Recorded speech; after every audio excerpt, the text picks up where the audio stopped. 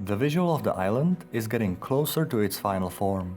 Based on the previous experiments, we made bigger map that contains almost all planned features and objects, including the island state changes. In combination with improved shaders and scene light setup, we got closer to the desired environment that plays well with the visual of the drawship.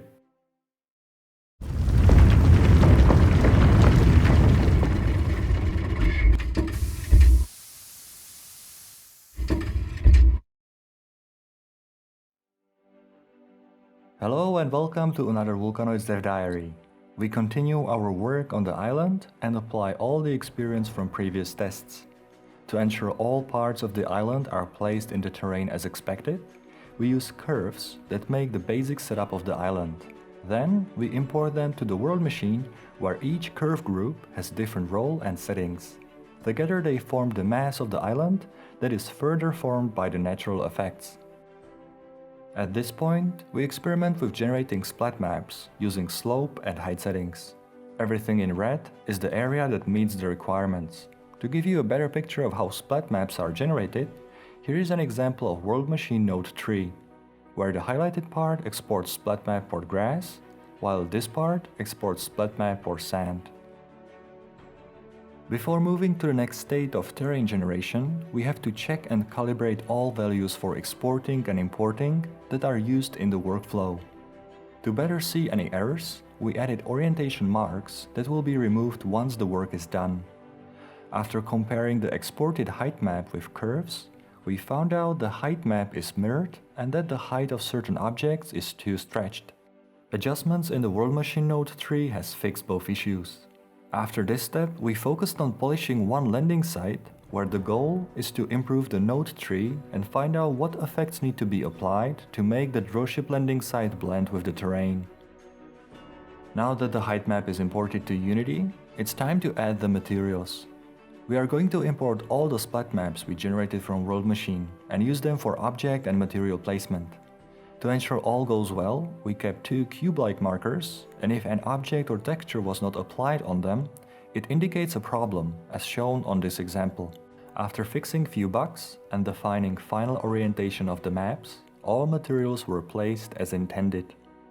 At this point, we did a few experiments with how surface objects will react to different island states, to find out how many textures and tree assets will be needed. As the island was taking shape, we also updated shader and light setup of our scenes. The goal was to get as close as possible to the Viking village scene from Unity. There is still a lot of work, especially with use of light probes and tweaking the values, but overall it's a great improvement. Another big change is the water visual and animation that brings so much life to the scene. With the new render settings, we also had to adjust the terrain textures to have correct reflections and colors. Once done, the visual of the drawship finally goes well with the visual of the environment. When everything combined together, we finally get an island that can be explored.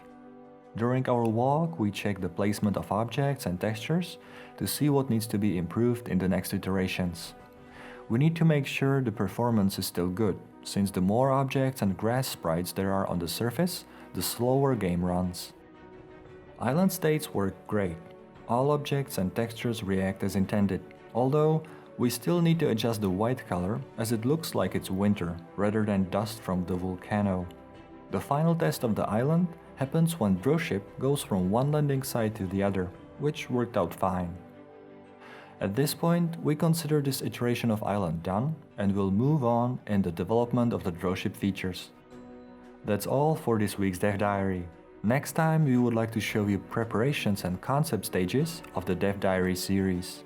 There was a lot of work that had to be done before first Dev Diary went live, and we would like to share with you the actual production of videos and how it evolved throughout the time. If you have any questions, please leave a comment below. For alpha version of the game, please sign up on our website volcanoids.com and we will notify you once it's ready. Thank you for watching and see you next Dev Diary.